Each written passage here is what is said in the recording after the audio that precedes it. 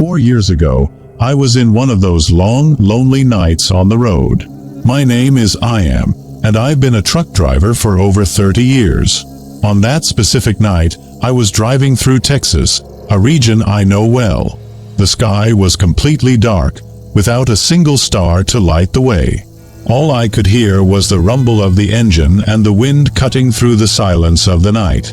The road was deserted, as if I were the only living soul for miles. I had been fighting sleep for some time, trying to stay awake with strong coffee and the radio on, but nothing seemed to work. My eyes kept insisting on closing, and the darkness around me only made things worse. Then something strange started to happen. About 200 meters ahead, I began to notice something on the road. At first, it looked like just a piece of clothing, a t-shirt maybe, but as I got closer, I realized it was more than that. There were several clothes scattered along the road, as if someone had lost an entire suitcase of clothes. When I passed a purple dress and saw the children's shoes, a chill ran down my spine. The feeling of discomfort intensified.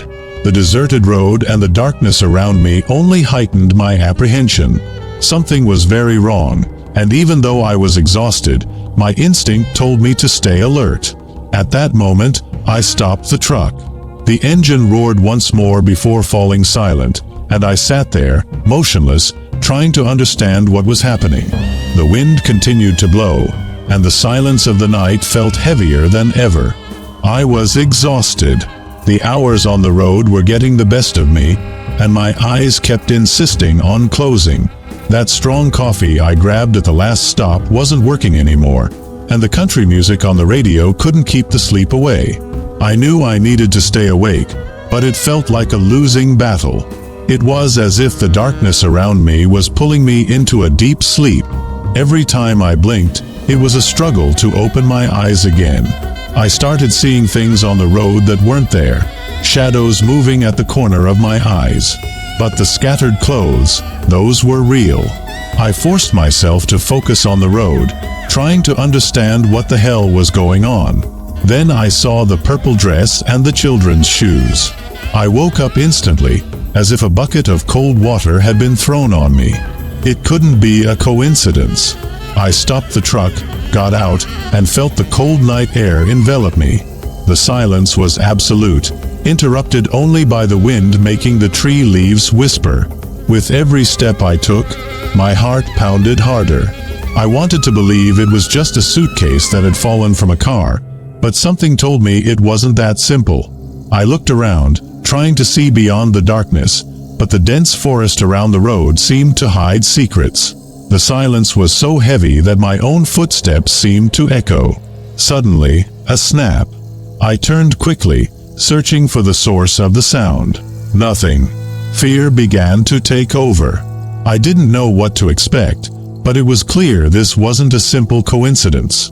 The darkness seemed denser, and the feeling of being watched intensified.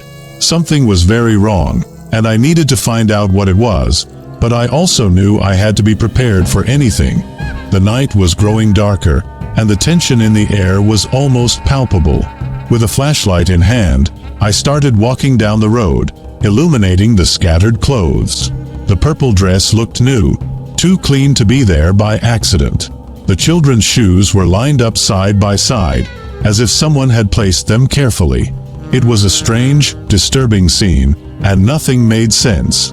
As I walked, the feeling of being watched grew stronger. The cold wind cut through my skin, and I could hear the whispers of the trees. Every snap, every movement in the forest, made me more alert. The flashlight trembled slightly in my hand as I moved forward, trying to find some clue about what was happening. Then something even stranger caught my attention. By the side of the road, almost hidden by the vegetation, there was a small backpack with children's prints. I approached slowly, each step seeming to echo in my head. When I got close enough, I saw that the backpack was empty, but there were drag marks on the ground, as if something or someone had been taken from there. The silence around me was almost deafening. Suddenly, a sound broke the quiet, a snap coming from inside the forest. My heart raced, and I pointed the flashlight in the direction of the sound. Nothing. just the trees swaying gently in the wind. The feeling of imminent danger was growing, and I knew I needed to decide what to do quickly. Then I heard it. First a distant murmur, then clearly, children's screams. Desperate screams, coming from within the forest. My initial instinct was to run and help, but something about those screams sounded wrong, artificial. They echoed in a strange way, as if they were being amplified. Every second, my mind fought between the urgency to help and the instinct of self-preservation. That's when I realized those screams weren't real. Someone was trying to lure me into a trap. Cold fear ran through my body as I headed back to the truck, each step faster than the last. The forest around me seemed to close in, as if it was pushing me back to the road. I knew I needed to get out of there, and fast. My mind was racing. Every survival instinct screamed at me to get back to the truck and leave as quickly as possible. But something stopped me from doing that immediately. What if it was real? What if there were actually children in danger? Despite my growing fear, I decided to investigate a bit more before making any definitive decision. With the flashlight trembling in my hand, I began to enter the forest, each step more cautious than the last. The sound of my feet on the dry leaves seemed like a drum beating in the silence of the night. The screams, now more distant, continued to echo, and the further I went, the clearer it became that they were not natural. They sounded like a recording, repetitive and without true emotion. As I walked, a series of snaps came from different directions, as if something or someone was moving quickly around me. My heart raced and the flashlight began to shake even more. The dense vegetation made it hard to see, and the feeling of being watched grew stronger with every second. Then I saw something move among the trees.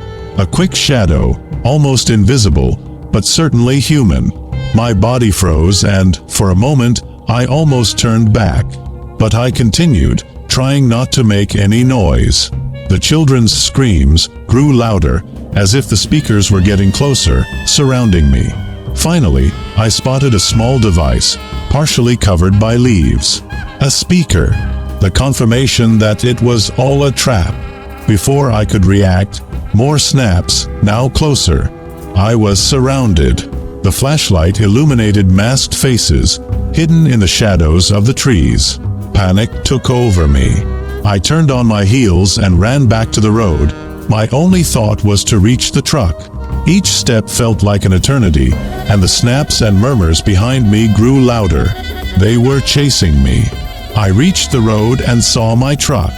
I jumped inside, locked the door behind me, and started the engine with trembling hands. The masked figures began to emerge at the edge of the forest. Without wasting any time, I shifted into gear and sped away, leaving that nightmare scene behind. As I sped down the dark road, my heart still pounded in my chest. I glanced in the rearview mirror and saw the masked figures vanish into the darkness. Yet, the sense of danger didn't fade. Every snap I'd heard in the forest seemed to be etched in my mind, echoing along with the artificial children's screams. I kept driving, trying to put as much distance as possible between myself and that cursed place. The deserted road seemed to stretch infinitely ahead, and the persistent fear made every shadow, every movement of the trees, seem like a threat. I was alone, in the middle of nowhere, with the feeling that something terrible was still lurking. Then, suddenly, the truck's engine began to sputter. The sound of the engine choking cut through the night silence, and my heart skipped a beat. Not now, please, not now, I thought, trying to stay calm. But the truck lost speed and finally stopped in the middle of the road. I was alone, surrounded by darkness, and silence returned. I grabbed my cell phone and saw there was no signal. I was completely isolated. The only option was to get out of the truck and try to fix the engine, something I didn't want to do but had no choice. With the flashlight in hand, I stepped out of the truck, my feet touching the cold asphalt. The forest around me seemed alive, whispering secrets I didn't want to hear. Every step to the front of the truck felt like an eternity. I opened the hood, trying to figure out what was wrong. As I tinkered with the engine, I heard the snaps again, now closer. I lifted my head and looked around, the flashlight trembling in my hands. Panic began to set in when I realized the sounds were getting closer, faster, nearer. I didn't know what to do. I was alone, in the middle of the road, without communication and surrounded by something I couldn't see. The snaps intensified, and the feeling of being watched became unbearable. It was as if the entire forest was staring at me, ready to swallow me whole. Suddenly, a loud noise, a sharp crack, and my flashlight slipped from my hand, rolling away. I froze for a second, but then adrenaline made me run back to the truck's cab. I locked the doors and tried to start the engine again, praying it would work this time. The engine roared back to life, and I sped off down the road.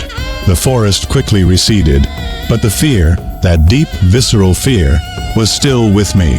I didn't know what or who was in those trees, but I knew I had escaped by a hair. Just barely. I sped down the dark road, trying to leave behind the horrors of that forest and the sounds that still seemed to chase my truck. There were no more screams now, just the roar of the engine and the sound of the wind hitting the glass. But the silence I so desired did not bring relief. It brought tension, as every shadow seemed to hide a danger. After a few tense minutes, I noticed something strange in the reflection of the rearview mirror. There were lights not too far behind me. Lights that hadn't been there before. My first thought was the police. Maybe they had come to check the situation after my initial call. But something about the way these lights moved didn't seem right. They were erratic, as if controlled by someone in a panic or someone hunting me. The road was deserted, with no places to hide. So where had these lights been before? My mind raced as I tried to make sense of what was happening. Then, it all made terrible sense. The clothes on the road, the screams, the ambush. It wasn't just an attempted robbery. It was something more, something worse. I was being hunted. The lights closed in quickly, and now I could hear the sound of another engine, loud and menacing. I looked again and saw it wasn't a police car. It was an old, battered van with broken headlights. My heart pounded, and cold sweat began to form on my forehead. I had to make a quick decision. The van drew closer, sticking to the rear of my truck, and I could see the figures inside it. I couldn't make out their faces, but the way they drove was aggressive and dangerous. Then, they started trying to push me off the road, lightly bumping the side of my truck. Each hit made my heart jump, and I knew I couldn't let them catch me.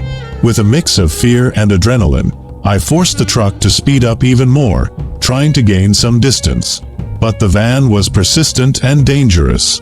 I knew I had to end this somehow.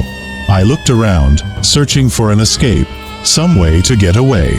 Then I saw a small dirt road to the right, barely visible in the darkness.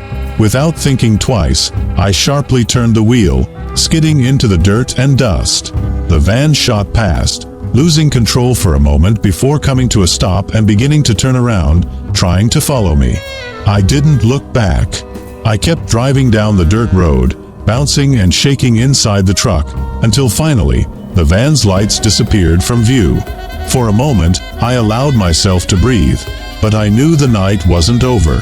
I had to keep going, had to escape, had to survive. The sound of the van fading behind me was the only thing giving me hope. With the truck's engine roaring loudly, I continued down the asphalt road, trying to put as much distance as possible between me and my pursuers. My mind was still racing, trying to understand who could have set up that trap and why. The road was completely dark, lit only by the truck's headlights, which cut through the night like two beams of light in an ocean of darkness. I watched the road intently, looking for any sign that could indicate a safe place to stop, a phone, anything. That's when the reality of the danger I had escaped began to set in. The clothes on the road, the artificial children's screams, everything seemed part of a macabre setup meant to lure me out of the truck. What if I hadn't fled when I did? The possibilities haunted me. Suddenly, I saw something ahead that seemed like an oasis in that desert of fear, a small police station with the lights still on. I didn't think twice. I turned into the entrance and stopped the truck with a jolt, almost desperate to get inside. As soon as I stepped into the station, the relief of being in a safe place was palpable.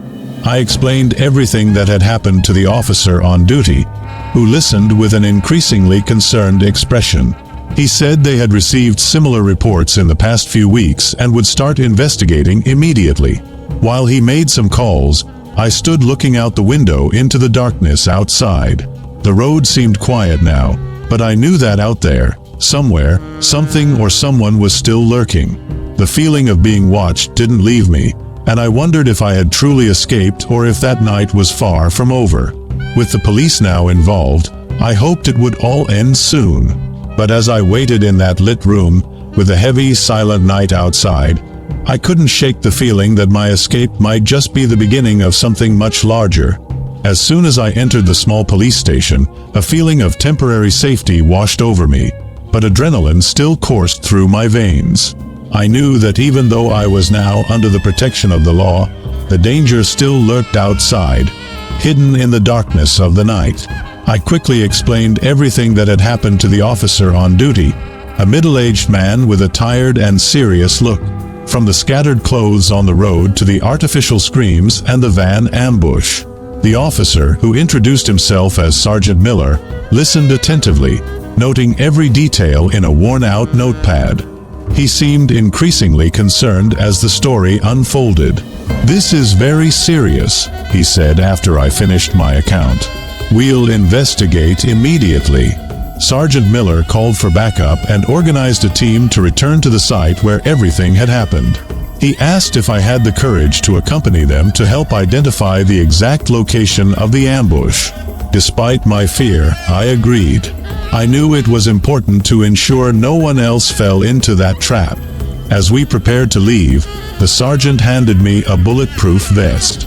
"Just as a precaution," he explained with a reassuring smile that didn't quite reach his worried eyes. We climbed into one of the patrol cars and, with the siren silenced, headed back to the road where my night of terror had begun. The drive back was tense.